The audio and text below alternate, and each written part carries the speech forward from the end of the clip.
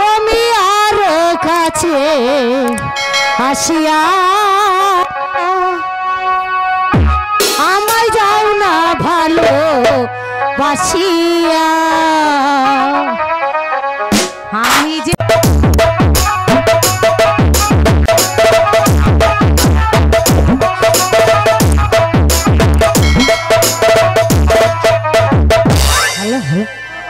আমি কতক্ষণ হলো অপেক্ষা করছি কিন্তু কাজল যে এখনো আসছে না তাহলে কি আমার প্রতি অভিমান করেছে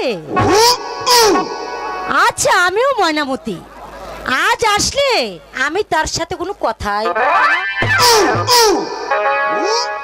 বিনহে সুতার মহালা কানে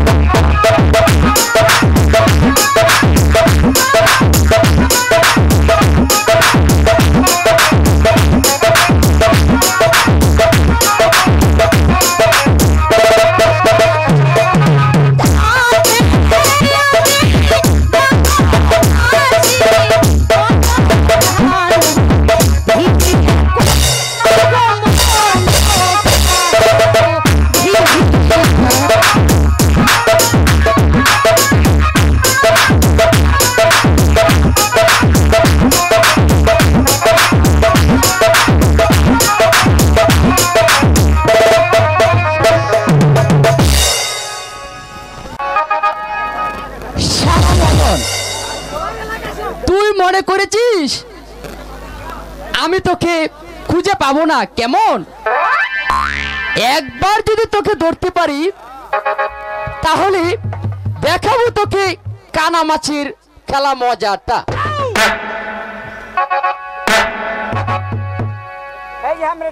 শালা মদন, তুই মনে করেছিস আমি তোকে ধরতে পারবো না কেমন?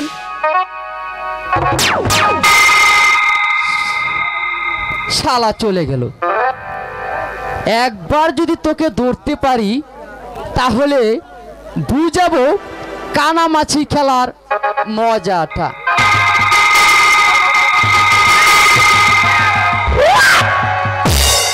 এবার হ্যাঁ লাগছে তো, ছাড়ে তো বলছি, ছেড়ে দাও না বলছি, না, আমি ছাড়বো না। ছেড়ে দাও বলছি, ছেড়ে দাও বলছি। এই তুমি না ভারী দুষ্ট হয়ে গেছো, এখন যদি এখানে কেউ দেখে ফেলতো তাহলে আর কি হতো? আমার চোখ দুটি তো বাধাই ছিল। আহা, আমার চোখ তো ভয় ছিল। তুমি তুমি বিশ্বাস করো ময়না, ওই মদন আমার চোখ বেঁধে দিয়ে বলল এবার এবার তুই আমাকে ধরতো।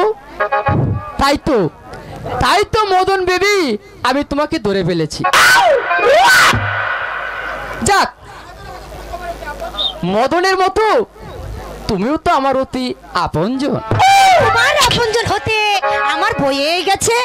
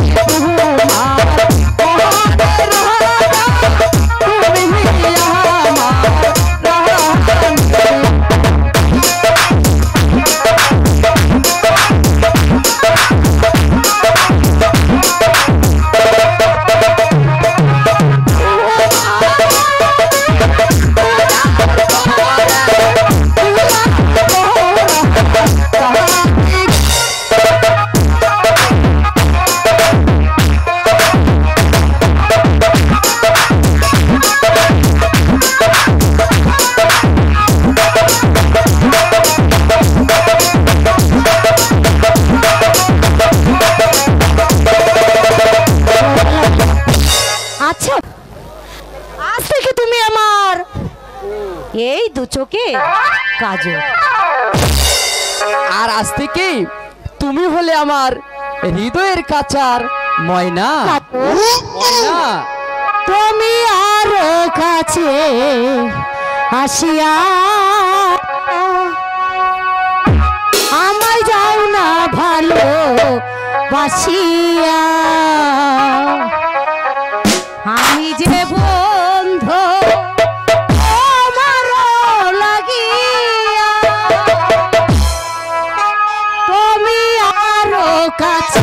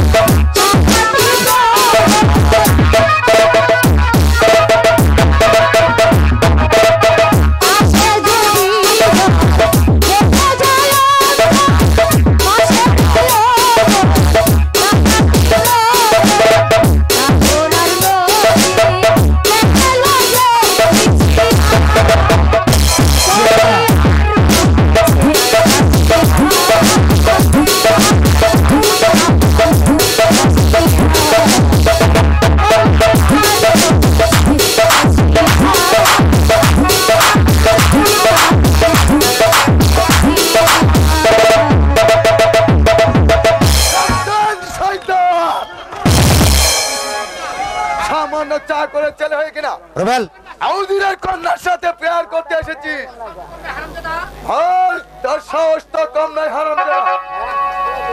ওকে আপনি ক্ষমা করুন সেনাপতি কাকা। না, যে অপরাধ সে করেছে তা ক্ষমা হতে পারে না। আমি এখানে চাপকে ওর পিঠে ছাল তুলে নেব। বল বল শয়তান বল। কাজল কাজল বল কিনা কাজল, সেনাপতি কাকা আপনার দুটি পায়ে ধরে বলছি কাজলকে এমনি ভাবে আর চাবুক মারবেন না। সরে যাও মাইনা, আজ ওকে আমি চাবুক মেরে পিঠের ছাল তুলে নেব। মার শয়তান, মারবে না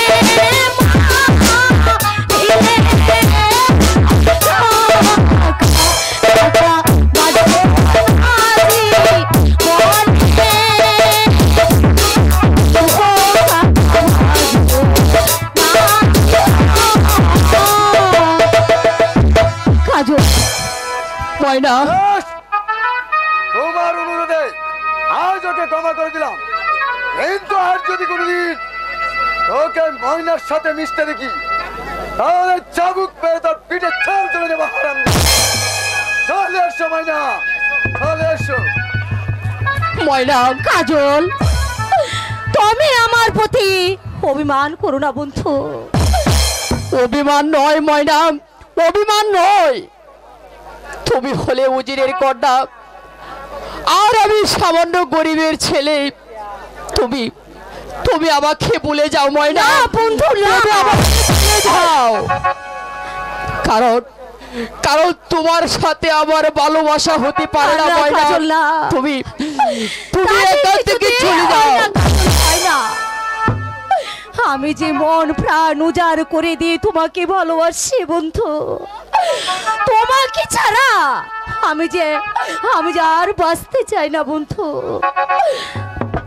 তাহলে যে ময়না তোমাকেও আমার মতো চাবুকের আঘাত সহ্য করতে হবে। তুমি জেনে রেখো কাজল, ময়না মৃত্যুকে বরণ করতে পারে, তবু তার ভালোবাসাকে কোনোদিন ত্যাগ করতে পারে না, কোনোদিন না, কোনোদিন না। ময়না ময়না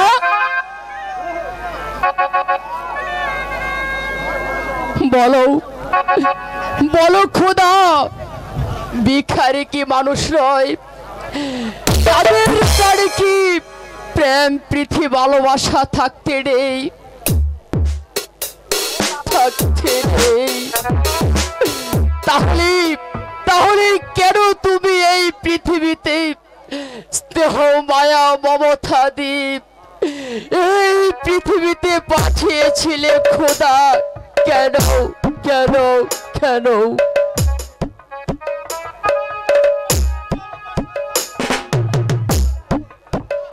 বাবা বাবা বাবা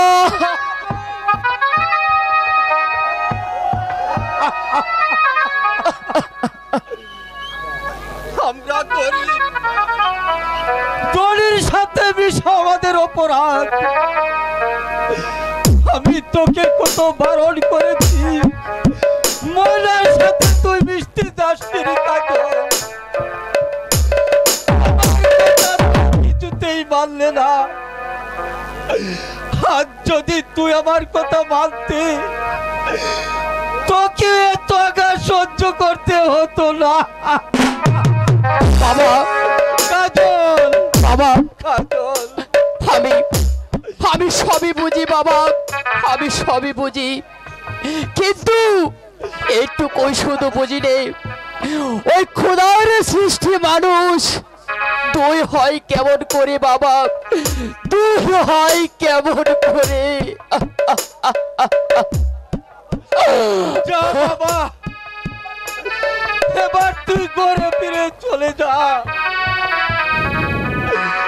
আর তুই কোনদিন গরিব বড় লোকের সাথে মিশতে আসবে না রে কাজল। আমি তোর অপরাধের জন্য ওর শাস্তি আমাকে উপভোগ করতে হয়। না না বাবা না, না কাজল, শাস্তি যা পেতে হয় তা আমি মাথা পেতে নেব, তবু তবু তোমাকে আমি বিপদের মুখে ঠেলে দিতে পারি না বাবা, পারি না পারি না পারি না।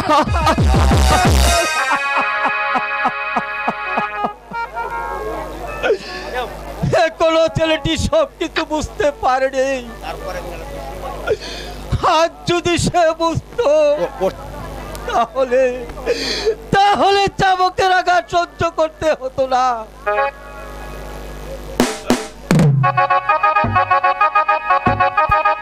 হ্যালো হ্যালো,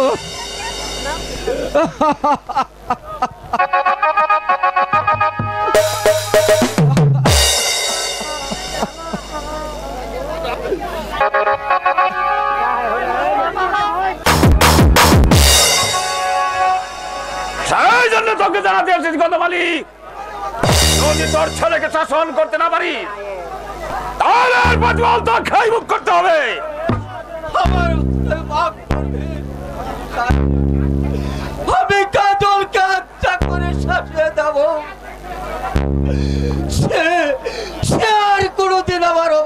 হবে না। তাই করতে হবে কতমালি, কারণ তোর ছেলে আকার ছাড়িয়ে গেছে। আর যদি কোনোদিন তোর ছেলেকে অন্যায় পথে দেখি, তাহলে বাপ বেটা দুটোকে আমি একেবারে কুথল করবো।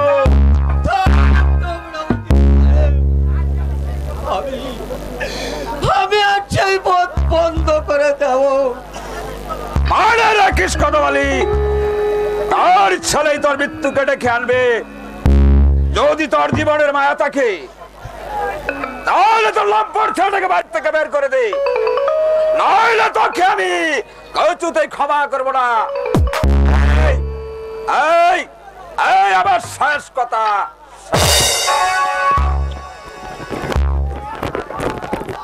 না না, অসম্ভব। যদি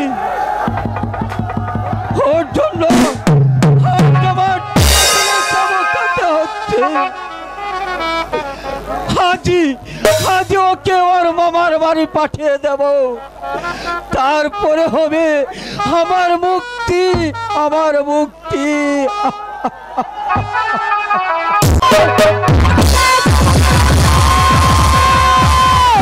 ওগো, কে কোথায় আছো? আমাকে বাঁচাও। না সুন্দরী,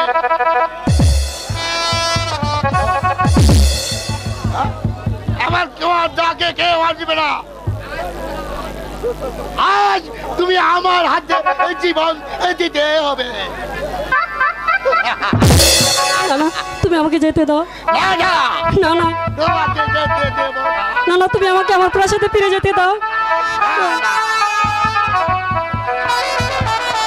তুমি হয়ে যাবে। হ্যাঁ, আর কখনো হবে না সুন্দরী।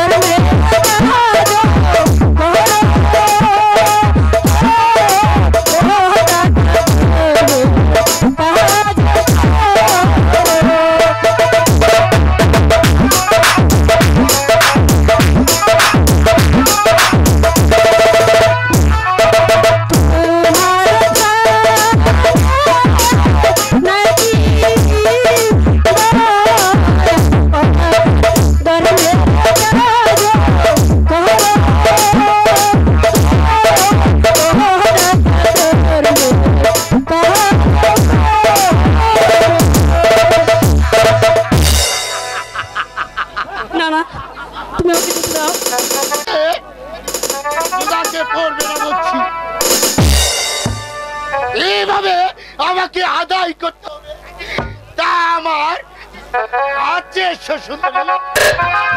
তুমি আমাকে যেতে দাও, তুমি আমাকে বাঁচাও। আমাকে বাঁচাও।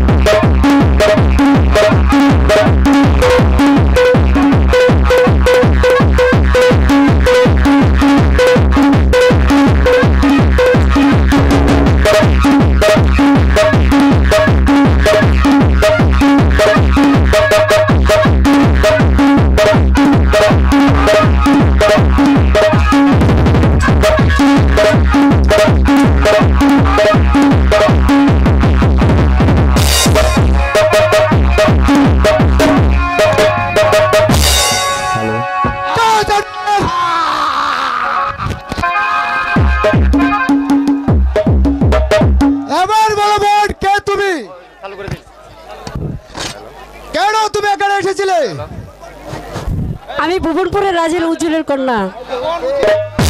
প্রাসাদে ফেরার পথে শয়তানের দলগুলো আমাকে আক্রমণ করে। তোমার সাথে কে কে ছিল? অনেক সৈন্যবাহিনী ছিল। ওরা কি তোমাকে রক্ষা করতে পারলো না? দস্যুদের আক্রমণে ওরা কেউ টিকতে পারেনি। তোমাদের আর শক্তি নিশ্চয় দুর্বল, তাই প্রাণের ভয়ে পালিয়ে গেছে। যাক, এবার চলো, তোমাকে তোর প্রাসাদে পৌঁছে দিয়ে আসি। কিন্তু আপনার পরিচয়? পরিচয় এখানে নয় বোন, তার আগে এসো, তোমাকে তোমার প্রাসাদে পৌঁছে দিয়ে আসি। ঠিক আছে ভাইয়া।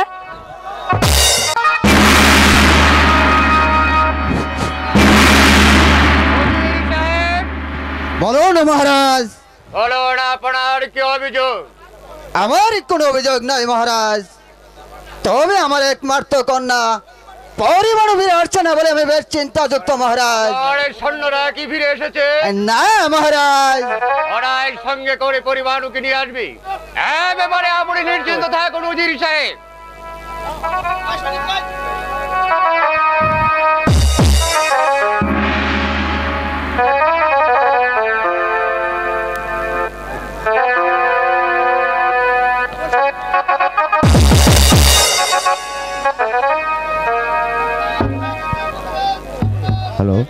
এ হয়েছে সৈনিক।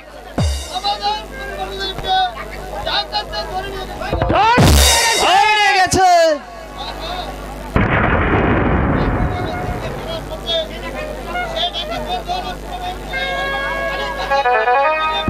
তোমরা কি করছিলে তখন?